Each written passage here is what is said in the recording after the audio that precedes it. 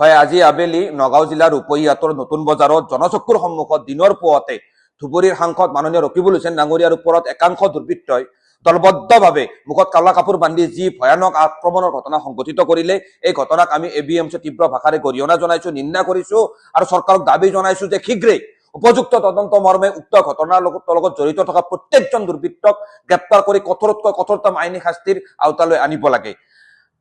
ধুবুৰীৰ সাংসদ ৰকিবুল হুছেইন ডাঙৰীয়াৰ ওপৰত হোৱা আক্ৰমণৰ যি ভিডিঅ' ইতিমধ্যে সামাজিক মাধ্যম আৰু সংবাদ মাধ্যমৰ জৰিয়তে সমগ্ৰ অসমৰ ৰাইজে দেখিছে, এই ভিডিঅ'ই আচলতে সভ্য সমাজৰ গণতন্ত্ৰত বিশ্বাসী প্ৰত্যেকজন ব্যক্তিৰ মন মগজু জোকাৰি গৈছে যে কেনেকৈ এটা উন্মুক্ত দুৰ্বৃত্তৰ দলে মুকলিভাৱে এজন সাংসদক অসমৰ ৰাজপথত গুৰুলাগুৰুকৈ আৰক্ষীৰ সন্মুখত প্ৰহাৰ কৰিছে।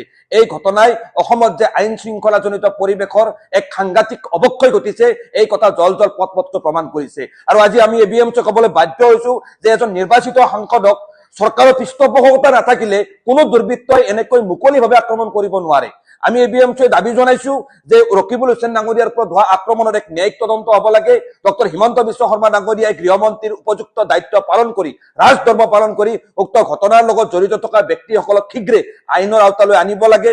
আৰু এই ক্ষেত্ৰত ডক্টৰ হিমন্ত বিশ্ব শৰ্মা ডাঙৰীয়াই অসমৰ প্ৰত্যেকজন জনপ্ৰতিনিধি আৰু সাধাৰণ ৰাইজৰ যিখিনি নিৰাপত্তা, এই নিৰাপত্তা নিশ্চিত কৰাত এক সুদৃঢ় ব্যৱস্থা গ্ৰহণ কৰিব লাগে।